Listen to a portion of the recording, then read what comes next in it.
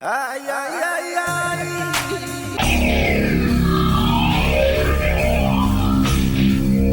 ay. Previously, the NWO won the titles once at SummerSlam 2001, and Stone Cold Steve Austin, The Rock, and The Undertaker beat them at WrestleMania X8.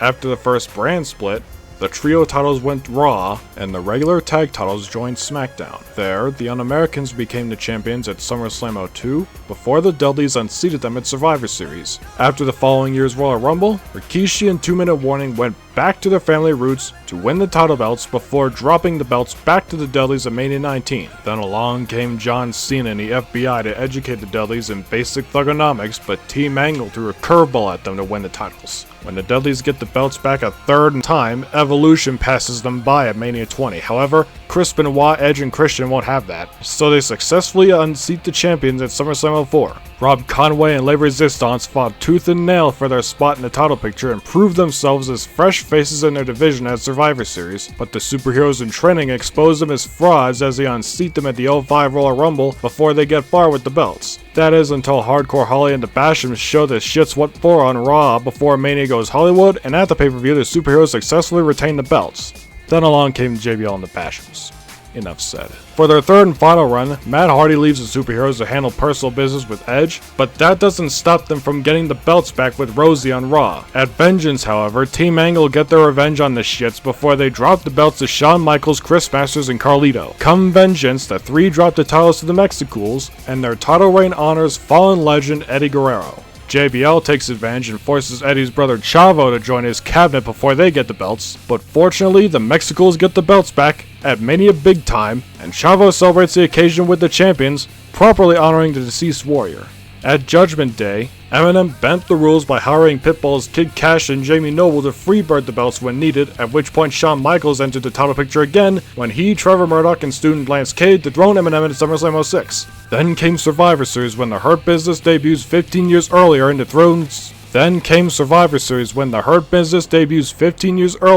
and dethroned Team Michaels. Chris Benoit and the Hardy Boys slammed the door on the Hurt Business at the 07 Royal Rumble, but MVP helped Eminem reclaim the belts at Mania 23. Jeff Hardy got back on top with Lundrick at One Night Stand, but MVP got his get back with Mark Henry and Big Daddy V at SummerSlam. Jeff then dumped Lundrick for his brother Matt and best friend Shannon Moore to get the belts back at Survivor Series. When WWE went HD at the 08 Royal Rumble, JBL, Cade, and Murdoch got the belts back, but fortunately, Kane, Big Show, and Fit Finlay put a stop to them before they got far with the belts at Mania 24. Then came the Edgeheads of One Night Stand the same year, who helped build their hero back up in the first feud after his loss to The Undertaker. John Cena saved the division though when he and Crime Time teamed up to get the belts at the Great American Bash, but Batista won't have that, so he forced Rey Mysterio and Chavo Guerrero to help beat them at Crime Time at SummerSlam. He then learned what being the captain of the Trio's champions really meant when Legacy unseated them at Survivor Series, which caused the Hurt Business to enter the scene for a third time when they squashed the Colognes at Mania 25. John Cena reclaims the belts with DX at SummerSlam 09, but Legacy got them back at bragging rights. Fortunately, R-Truth, John Morrison, and Kofi Kingston become Dark Horse of the division as they saved it from their tyranny at the 2010 Royal Rumble. However, with the death of one tyrant comes another in CM Punk with his Straight Society at Mania 26. R-Truth and Kofi don't give up though, as Rey Mysterio extended a helping hand and they win the titles at Over the Limit. That is until the Nexus came in and wrecked the place, becoming the next champions at SummerSlam. Before they become the longest reigning champions since the NWO, however, the Dashing Ones bring Ted DiBiase Jr. out of his slump to beat them. Then things got weird, as Alberto Del Rio and Austin Truth unseated the champions at Capital Punishment, before Mysterio, Morrison, and Kofi Kingston reclaimed the belts at the end of the brand split at SummerSlam 11, my personal favorite part. Then things got even weirder when Mark Henry led Miz and Del Rio back on top by telling them to swallow their egos and put aside their differences after the SummerSlam loss. Things looked grim in the division until Christian led the Edgeheads back to where they belong at Mania 28, especially since Zack Ryder was never the same after the whole wheelchair incident. Chris Jericho, Jack Swagger, and Dolph Ziggler joined forces for personal reasons in order to win the belts No Way Out, but Mysterio brings Del Rio and Sin Cara into the ranks in order to get the belts back for the fourth time at SummerSlam 12, almost breaking Tatanka's record in the championships in his division. Then my personal favorite trio, the Road Scholars, spit on the records, educating Ray and Co. on the most valuable lesson what real entertainment is all about at Survivor Series. Then along came the Shield, where Cassius Ohno takes Roman Reigns' spot and wins the titles more effectively in the 2013 Royal Rumble before Roman Reigns and the Usos use creative liberties to form a Samoan SWAT team to get the belts back at Mania 29. At Payback, Randy Orton goes back to his legacy roots in the division by hiring these two idiots, Team Hell No, to get the belts back, because he'd be damned if he spent one more second in this Shield SWAT team war. And then the trees start calling out to them to abandon their past and embrace the future they chose for them. in the tender, warm, loving embrace of the Wyatts. Last but not least, the Wyatts and SWAT team hot potato the titles between SummerSlam 13 to the 2014 Royal Rumble to Mania 30. And now, here we are. Without further ado, let's finish this once and for all. I know what you're probably thinking, but hear me out. This is Triple H saying, oh, we're trying to bring order to the chaos of this division. It's totally not just another power trip I'm spending with my friends. There's always a plan B.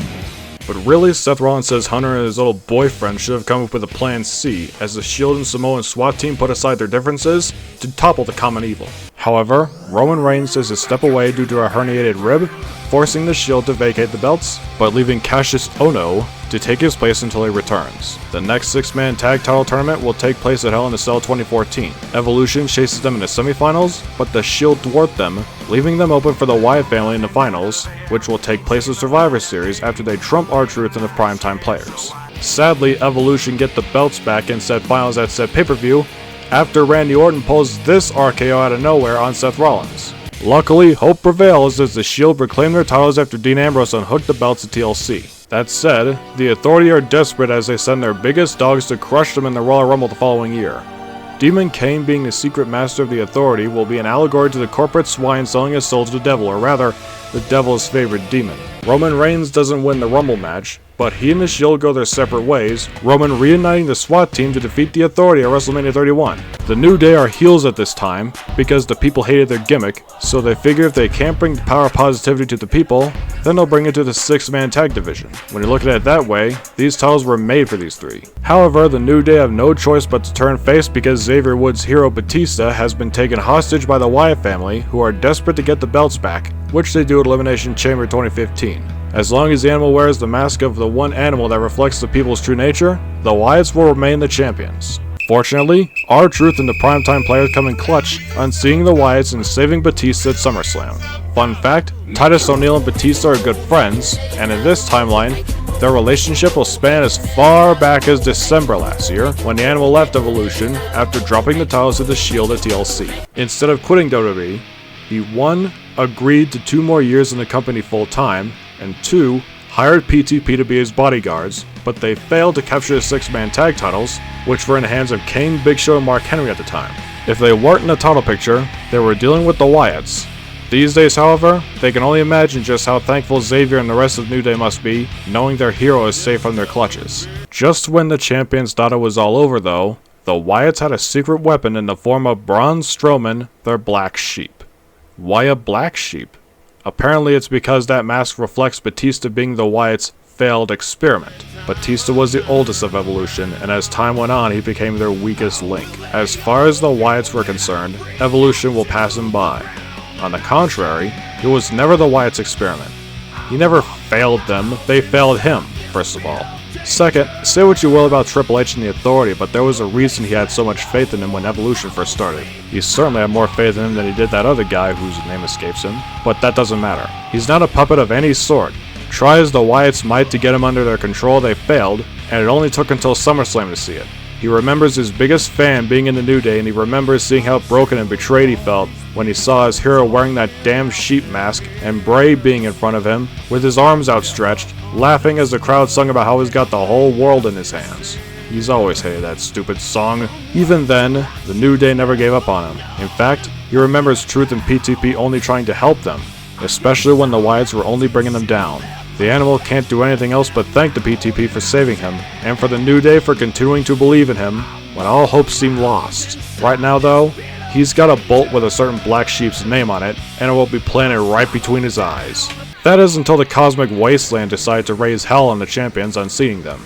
This may be the only time Ascension get gold on the main roster, and it's all thanks to their lord, Stardust. Tonight in Madison Square Garden, the world became theirs to command and conquer, and soon the entire galaxy will be theirs. Stardust asks, why stop there? Maybe the whole universe will be ours. Good thing TLC is an environment where ECW veterans thrived, as Rhino and our old friends the Dudley Boys send the Cosmic Wasteland back to whatever black hole they crawled out of. The Dudleys are now tied with Tatanka for holding the most 6-man tag titles in division history. God save our queen. However, the king of bad news, Wade Barrett, was no stranger in this division. He, Sheamus, and Rusev formed a League of Nations and dethroned the ECW veterans at Fastlane 2016. Forget sending the Cosmic Wasteland to some black hole or whatever. They'll send Rhino and especially the Deadlies to a retirement home where they belong. Speaking of retirement homes though, what right has Barrett to talk about those when the New Day will end Barrett's career at Mania 32 and save the WWE in the process?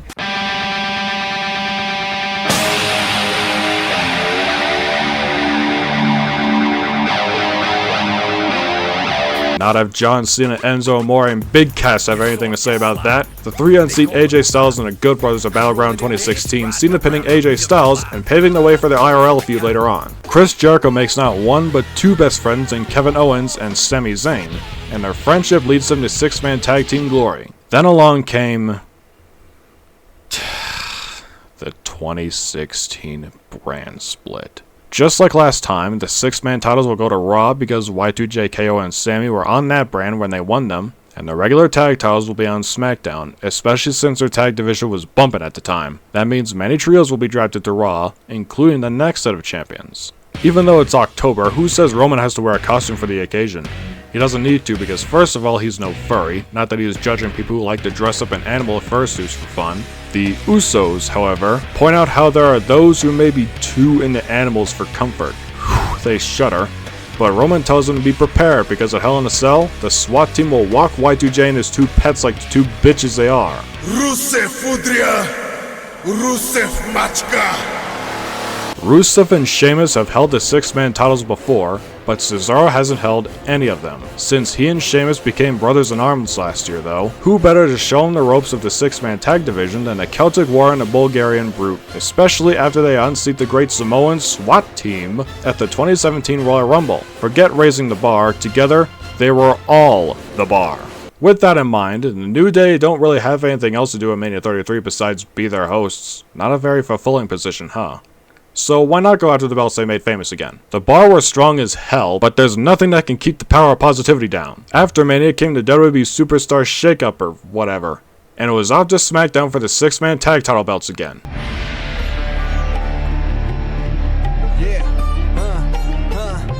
To be fair, this would make more sense than Jinder himself unseating Randy Orton for the WWE title, no? It also gives the Bollywood boys something better to do besides just make the modern day Maharaja look good. After all, they are decent wrestlers in their own rights, as was Jinder. Mahal, who's basically Indian Triple H, used to be a nobody for the longest time, but WWE's given him the chance of a lifetime. In this timeline, he's the one who won the Andre the Giant Memorial Battle Royal at Mania 33, last eliminating Mojo Rawley. He doesn't give a crap about Rob Gronkowski.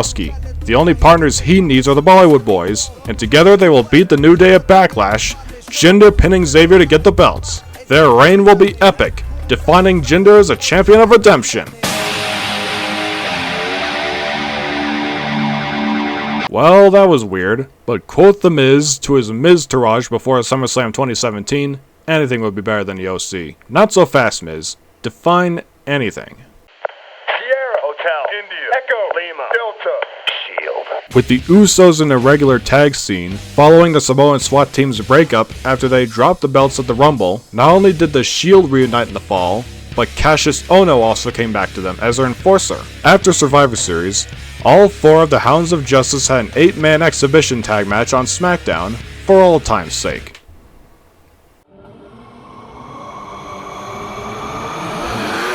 Prince Finn Balor was leading the Good Brothers now. Why? Well, what was that thing Miz and his 2 clowns said before first picking up the tag titles from the OC? Anyone is better than them? And who were the champions before AJ and the Good Brothers picked them up? That's right, Jinder and his Bollywood bozos. Look what's happened since then.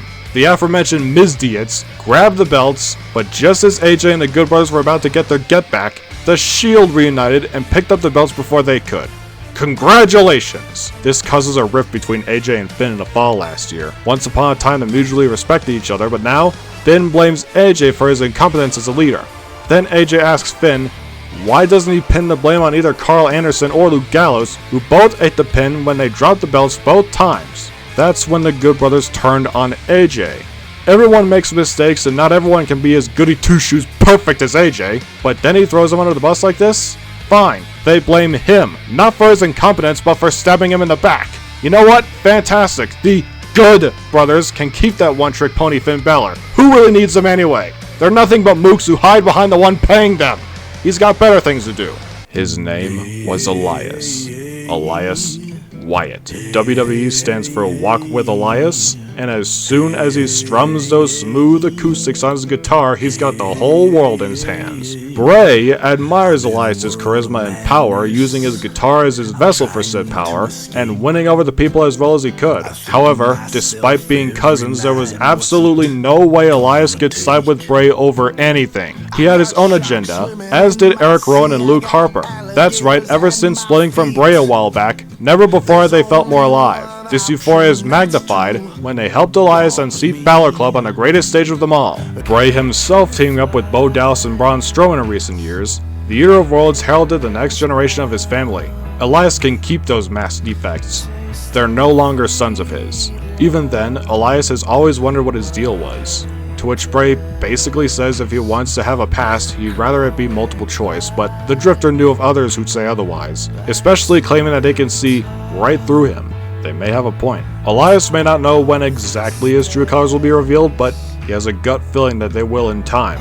Now, Braun being in the 6-man tag title scene, this means Daniel Bryan will win the Greatest Royal Rumble. Moving on, after over a year since dropping the titles to Jinder and the Bollywood Boys, the New Day tied Tatanka and the Dudleys for holding the most 6-man tag titles in division history. This means they also have a choice going forward. Either break the record after they drop the titles again, or go their separate ways in singles and regular tag action.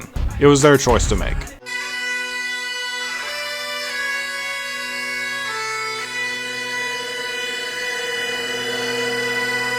A year after their breakup, the Good Brothers and AJ apologize to each other in the build to the 2019 Royal Rumble. They then reunite and go after the bar's title belts at the pay-per-view. Then Randy Orton had to be all petty, talking about how SmackDown was the house he built, not the house AJ built, which translates to a 6-man tag title match between the OC and the underrated FTRKO, the latter of which unseats the OC at Mania 35.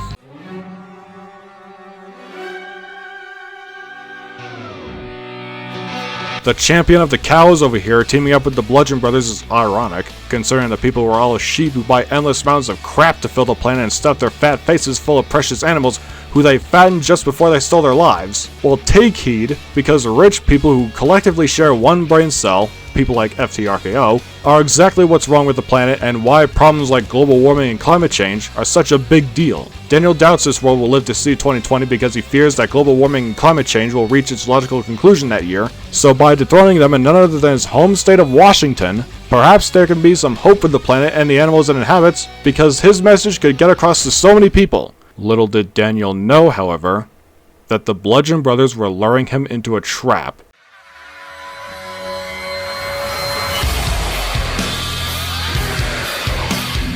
Remember when I alluded to certain people seeing through Bray Wyatt? Even though the demon that is referred to as the Fiend is leading Braun Strowman representing Hurt and Bo Dallas, who represents Heel, to 6-man tag glory for the final time, this is not Bray Wyatt. Rather, this is the monster that Bray perceives his father. He wasn't the captain of a shrimp boat that burned down or anything like that, no. Bray's father was none other than IRS, and the fact that his own father once held the 6-man titles before, better yet, with Ted DiBiase and The Undertaker, shook him to his very core. It's as if the titles themselves were cursed, because such an abusive, neglectful bastard like IRS left his two sons, Bray and Bo, behind, while he did his job either among the corporate suits that screw the people over financially, or in the ring, or both. The fact that IRS once fought for the pride of his home country among his uncles Barry Windham and Dan Spivey in the US Express was not only hypocritical, but perfectly encapsulates his father as a man. This is exactly why Bray and Bo wish to live like their grandfather Blackjack Mulligan did. Free and wild, not caring what anyone thought of them or whatever obstacles stood in their way, but alas, the world is cold, cruel, and uncaring just like his father. The Firefly Funhouse is his safe space where he can be at peace with himself and the voices in his head, manifested in his Funhouse friends. The Fiend's manifestation is the end result of an entire lifetime of hate, rage, and resentment towards his father, the voice of his heartbroken deceased mother singing Bray's song in a twisted lullaby. Daniel Bryan mentions people like FTRKO being the reason the planet burns when he's seen nothing yet, because people like IRS blow people like FTRKO out of the water. At SummerSlam, Daniel Bryan will find out as the Fiend swallows him whole, just like the earth beneath him will. So now what?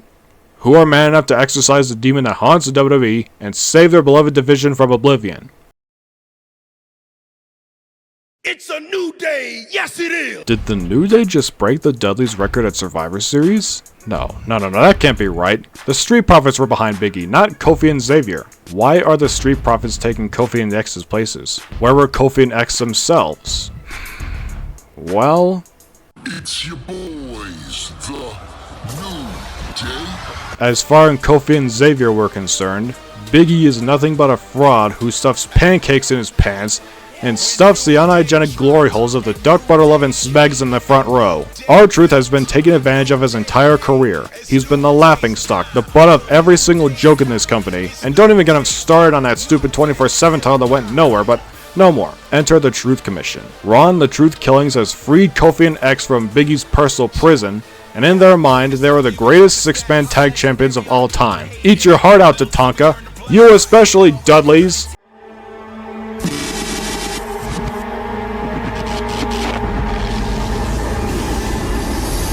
If Aleister Black and the authors of Pain can teach the New Day and Truth Commission anything during their spat, it's that no man is ever truly good or evil. Yes, this pandemic may be unfortunate, especially now that the Performance Center has a bunch of empty seats because they can't allow a live crowd indoors, but perhaps this isolation between Big E, X, and Kofi, with the six-man tag titles off their hands, is just what they need, after all these years together. Either E, X, or Kofi trust Aleister. His vibe was bad enough, but the former New Day claim he's only trying to drive them apart further than they already have each other. Aleister argues that this was necessary, it's for their own good. He then leaves them with this: as far as he's concerned, EX and Kofi are already the greatest six-man tag champions of all time without holding the belts together, because they have each held 6 of those titles. Only they have the power to decide whether that number will cause their self-destruction or their salvation. Speaking of horror shows, ever since Braun, Bo, and The Fiend dropped the titles to Big E and the Street Profits, Bo eating the pin at Survivor Series, Strowman has hired the Viking Raiders to get revenge on The Fiend, as well as Harper and Rowan, before getting the six-man tag titles back from Truth and the former New Day. The Fiend remained a powerful threat, but as far as Braun and the Raiders were concerned, he and his minions were far behind him. The three beasts are dominant powerhouse champions until SummerSlam. Something about the Samoan SWAT team was different. They were more aggressive and brutal than they ever were before, especially Roman. Maybe it was him battling leukemia 2 years ago, maybe it was a pandemic-induced isolation, maybe it was something else. But when the SWAT team returned at SummerSlam, everyone paid close attention to Roman. Strowman and the Raiders won't have that, so a proper title match was in order at Payback.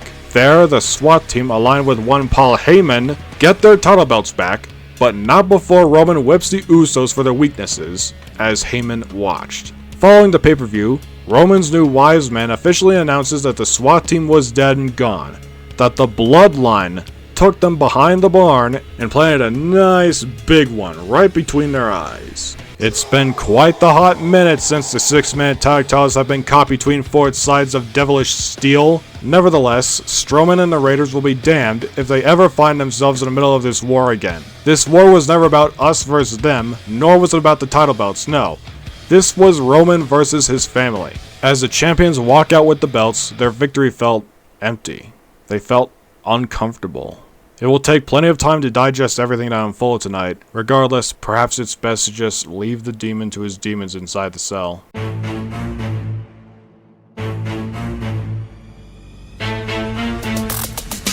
Speaking of blasts from the past, the Hurt Business remember the last time they won the tag titles being, what, 2009? The first time they won them was 2006, and MVP remembers it like it was yesterday. At the time, Bobby Lashley was captain.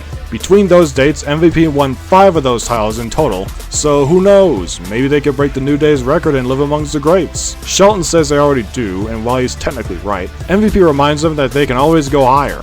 Ric Flair did, and Montel feuded with that guy. However, Lashley reminds Montel that it probably isn't a good idea to win too many titles as that much power can corrupt, and MVP agrees. After all, it's happened at least once before. Whew, that was close. MVP ate the pin, so hopefully this was the last we'll see of him in a ring. Now that Big E was tied with Kofi and Xavier, he has to give the Street Profits credit because without them, he doesn't know what he would have done. Throughout Mania season and post-Mania, the three get into it with the Truth Commission, the future of the division hanging in the balance. The man once known as Apollo Crews was a nobody for the longest time until he embraced his Nigerian roots, abandoning the name Apollo Crews and renaming himself Isaac Uha. He then hired two imposing fellow Nigerian bodyguards in Omos and Baba Thunder in order to magnify his chances of success. Together, Baba and Omos are the Giants of Africa, named after Nigeria's nickname.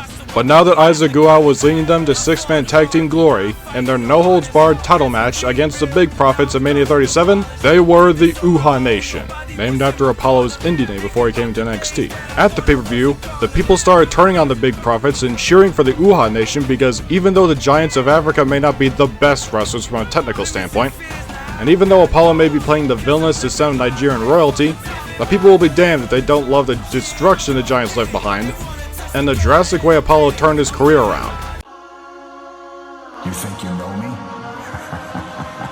You never did. Like MVP, Edge hasn't won a six-man tag title in a very long time. And what better time than now, Money in the Bank 2021, when WWE brings live crowds back following how the company reacted to the pandemic. Leading the Judgment Day, Edge embraces the vision as Seth Rollins has been preaching all year now, and becomes the Infernal Majesty. In the build to Crown Jewel, the Judgment Day sabotaged the Street Profits. With Montez and Angelo on the shelf, Big E grows desperate. MVP was managing the Hurt Business now, right? All he had to do was get on that guy's good side. It doesn't matter how he makes him feel. If he has to do away with the pancakes and the colorful attire and whatnot, so be it. Luckily, MVP believes the Hurt Business can beat the Judgment Day, so why not? Thus, Big E Langston returns. Edge, however, laughs in the face of defeat. By sabotaging the Street Profits and forcing Big E to dig deep and embrace his true self, he has them in the palm of his hand. That wasn't all either. Like the Authority of old, Prince Finn channeling Balor to become the Demon King of the Ring means it was him that Edge sold his soul to, but things would change in a Judgment Day after Balor tried picking up the scraps by becoming the king. More on that later. For now though, the Brawling Brutes unseat the Judgment Day at the 2022 Royal Rumble. Following Big E's career-ending injury, R-Truth has defined in himself to be the bigger man of the Truth Commission. If Kofi and Xavier won't do it, then somebody had to. After the Street Profits returned in the Royal Rumble, Truth took the opportunity and ran with it. He cannot apologize to Big E enough for not seeing sense before the injury, so he and the Street Profits will get the belts back for him and in spite of Kofi and Xavier at WrestleMania 38. Sure, this won't make the so-called Truth Profits the greatest six-man tag team of all time, but that doesn't matter. When the six-man tag titles go back to Raw, 2022 becomes a pretty interesting year for the division to say the least, as more and more trios begin popping up. This fires the Truth Profits to defend the titles more frequently and to display more in-ring aggression in the process.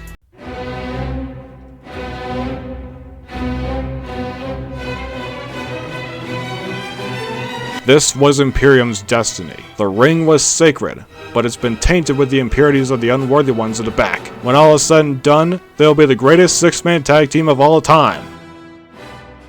Out of time, so say goodbye. Drew and Sheamus being brothers in arms, both are guaranteed to put on banger after banger every time they share the ring, but in the build to Crown Jewel, Drew has been listening to what Kofi and Xavier had to say after Big E got injured. They could have broken the all-time six-man tag record, but the heartbreak of having lost Big E is like losing a close loved one. Drew's been there before.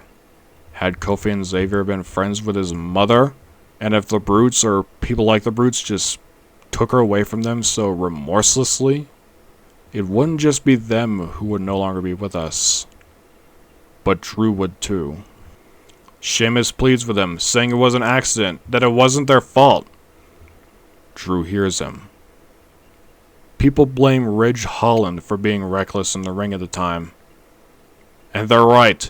So he's going after the Roots. He will behead the snake that caused all of this. The Brawling Brutes had to go, especially Ridge, and Sheamus needed freedom from them. Drew can arrange exactly that and more. Edge was weak. After Demon King Balor banished the once infernal majesty from the Judgment Day, Seth Rollins followed him, and after Dominic Mysterio turned on his father Rey, Balor secured him a rightful place in the 6-man tag division at the inaugural Survivor Series War Games.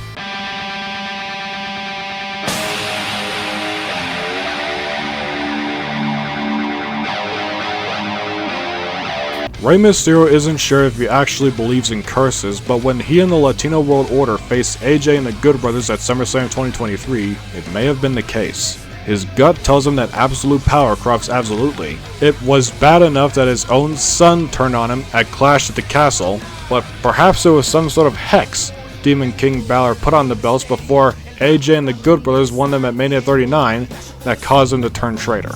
Dom may have taken the biggest beating of that match and even ate the pin, but even Rey can tell that was like giving him a taste of his own medicine.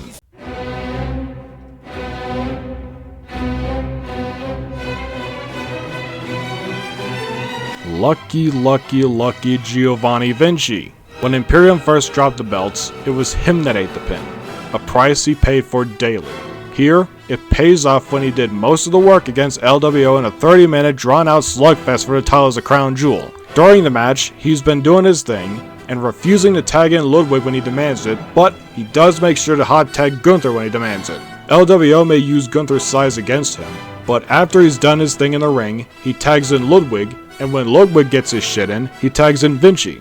The Italian stallion came in like a house of fire every time he was tagged in, but there was one point where Gunther was in the ring and Ludwig reached out for a tag, but Vinci slapped his hand out of the way, causing Gunther to tag him in instead. Gunther and Ludwig argued with each other outside the ring, but Vinci ultimately seals the deal, winning the belts for his team. However, it was Ludwig who ate the pin from Randy Orton, who's flanked by Kevin Owens and Sami Zayn at WrestleMania Extra Large of all places. Together, Randy, Kevin, and Sami form RKO and Sami. Following his disgrace, Gunther punishes Ludwig for his weakness, the same way he punished Vinci. Could the cycle continue through Ludwig? Maybe. Maybe not. But one thing was for sure.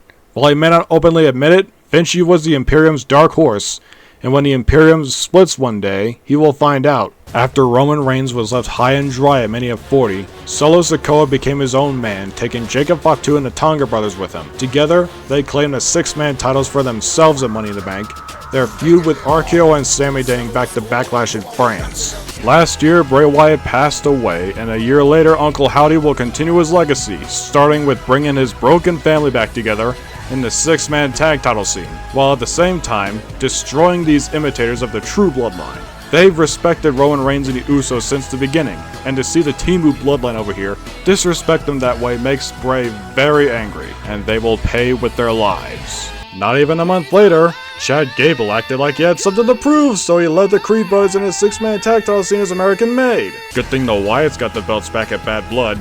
They even made sure to drown American Made in the blood of the lambs they slaughtered, Brood style.